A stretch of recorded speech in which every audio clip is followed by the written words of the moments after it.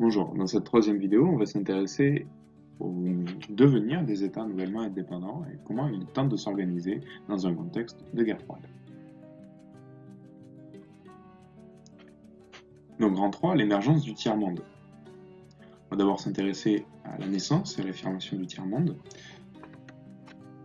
Après leur indépendance, les nouveaux États cherchent à éviter de tomber sous la domination des deux superpuissances dans un contexte de guerre froide.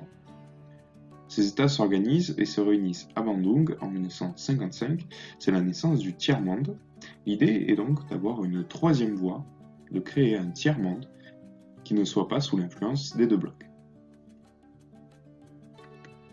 Nehru, Premier ministre de l'Inde, ou Nasser, le président égyptien, apparaissent comme les leaders de ce tiers-monde.